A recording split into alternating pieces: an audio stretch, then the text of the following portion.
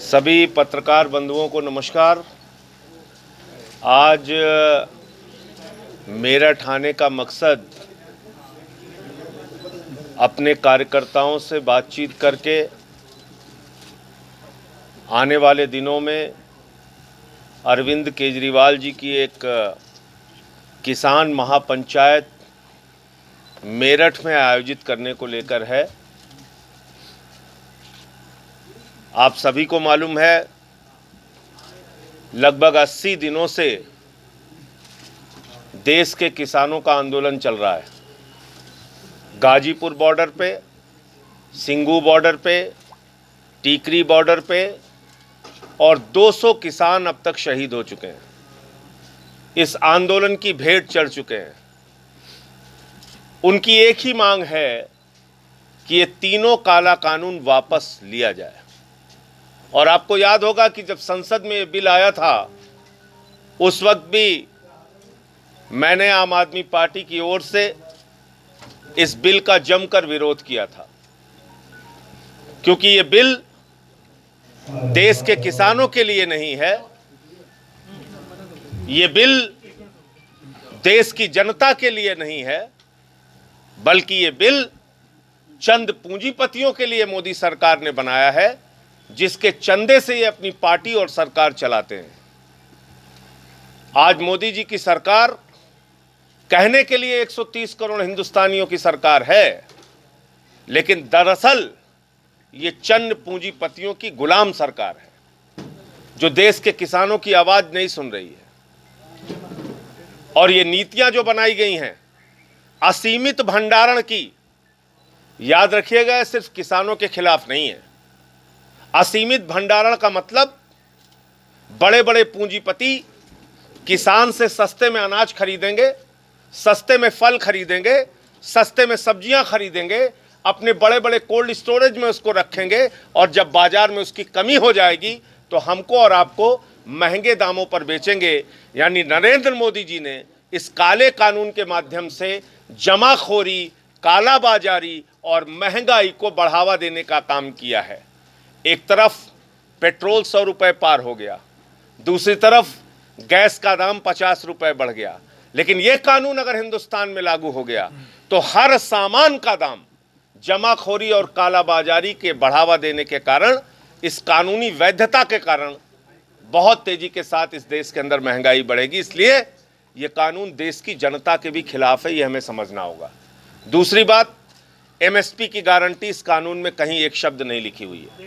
मंडियां देश के अंदर खत्म हो जाएंगी। तीसरी बात, कॉन्ट्रैक्ट फार्मिंग इतना खतरनाक कानून है कि देश के किसानों की जमीनें चंद पूंजीपति लेंगे, उनसे अनुबंध साइन करेंगे, और अगर उस खेत में अपने हिसाब से केमिकल इस्तेमाल करेंगे, फर्टिलाइजर इस्तेमाल करेंगे, अपने हिसाब से उपज पैदा करेंगे, उपज अच्छी हो गई तो माल उनका, खराब हो गई तो किसान को न्यायालय जाने का भी अधिकार नहीं है। इसलिए मैं ये कहता हूं कि ये कानून हिंदुस्तान के किसानों के डेथ वारंट पे साइन है, और डेथ वारंट में कोई संशोधन नहीं होता है, वो वापस लिया जाता है। इसलिए किसान कह रहे हैं कि ये तीनों काला कानून वापस लिया जाए। नंबर 1, आम आदमी पार्टी, हमारे नेता अरविंद केजरीवाल जी पहले दिन से इस बिल के विरोध में हैं, और मेरठ के अंदर पश्चिमी उत्तर प्रदेश के किसानों की एक महापंचायत जल्द ही हम लोग आयोजित करेंगे, जिसकी तारीख आज तय करेंगे। और मेरठ में, मेरठ आंदोलनों की धरती रही है, मेरठ 1857 के क्रांति की धरती रही है, तो इस धरती से उसकी शुरुआत होगी, जिसमें दिल्ली के मुख्यमंत्री आदरणीय अरविंद केजरीवाल जी भी शामिल होंगे उस किसान महापंचायत में। एक बात और महत्वपूर्ण है, ये बजट देखने की।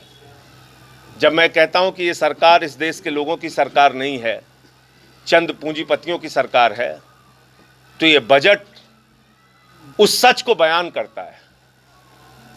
ये बजट 130 करोड़ हिंदुस्तानियों के द्वारा बनाए गए संपत्तियों को बेचने वाला बजट है। इस देश को बेचने वाला बजट है।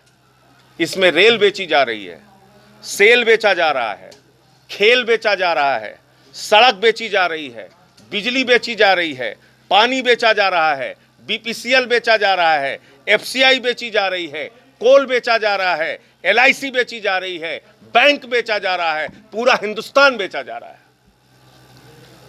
कहा गया था 2 करोड़ रोजगार देंगे नौजवानों को हर साल। ये तो रोजगार खत्म करने की योजना है। ये तो सारी सरकारी संपत्तियों को, पीएसयूज को, सार्वजनिक क्षेत्र को बेचने की योजना है।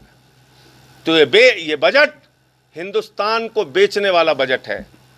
और मैंने पार्लियामेंट में भी कहा था, आज की पत्रकार वार्ता में भी कह रहा हूं कि जो डलहौजी न कर सका वो ये हुक्काम कर देंगे और कमीशन दे दो तो हिंदुस्तान को नीलाम कर देंगे। ये हिंदुस्तान को नीलाम करने वाला, बेचने वाला बजट है, जिसके खिलाफ हिंदुस्तान की जनता को एकजुट होना पड़ेगा।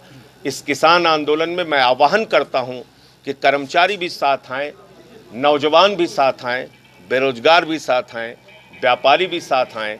आइए हम सब मिलकर इस तानाशाह सरकार के खिलाफ लड़ें। दिशा रवि की गिरफ्तारी हुई है। 22 साल की वो लड़की जो पर्यावरण की सुरक्षा के लिए लड़ती है, जो इस देश के पर्यावरण की संरक्षा और सुरक्षा के लिए लड़ाई लड़ती है, उस लड़की को गिरफ्तार करके जेल में भेज के मोदी जी और उनकी सरकार अपने आप को बहादुर कह रहे हैं। ये कायरों की सरकार है, ये हिटलरों की सरकार है। और हिटलर शाही का भूत जब दिमाग पे सवार हो जाता है, उसका अहंकार जब दिमाग पे सवार हो जाता है, तो जनता का दमन होता है, जनता का उत्पीड़न होता है, जो मोदी सरकार आज की तारीख में कर रही है। बाबा टिकैत के लड़के, महेंद्र सिंह टिकैत के लड़के राकेश टिकैत को रोना पड़ता है। किसान जहां पर बैठे हैं वहां ऐसे कटीले तार गाड़े जा रहे हैं जैसे मालूम पड़ता है कि दुश्मन देश की सेना आने वाली है। ये सब इस बात को दर्शाता है कि मोदी जी की सरकार एक अहंकारी, तानाशाही और हिटलरशाही की सरकार है। मुझे इतना ही कहना था। आपके कोई सवाल हो तो पूछ सकते हैं। सर, दिल्ली में रिंकू शर्मा की हत्या हो जाती है, उसको क्या कुछ दिल्ली सरकार में? दिल्ली की कानून व्यवस्था 1000 बार हम लोग कह चुके हैं, अमित शाह के हाथ में है। दिल्ली के दंगे भाजपा ने कराए। दिल्ली की कानून व्यवस्था जब से अमित शाह देश के गृह मंत्री बने हुए हैं लगातार बिगड़ती जा रही है। कभी दंगे होते हैं, कभी वकीलों को मारा जाता है, कभी किसी की हत्या हो जाती है, कभी कहीं बलात्कार की घटना हो जाती है। और अमित शाह घूम रहे हैं, रैली कर रहे हैं वहाँ बंगाल में। तो इसलिए मैं फिर कह रहा हूँ, कानून व्यवस्था इनसे संभल नहीं सकती। केजरीवाल जी के हाथों में पुलिस दे दो, हम ठीक करके दिखाएंगे दिल्ली की कानून व्यवस्था। धन्यवाद।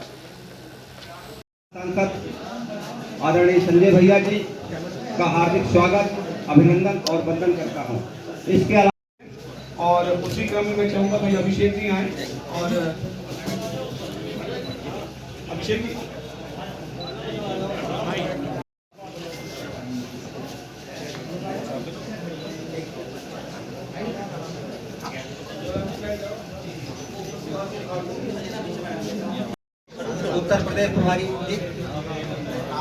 उत्तर प्रदेश प्रभारी मेरा सभी साथियों से निवेदन है, पीसी हो गई भैया है तो जरूर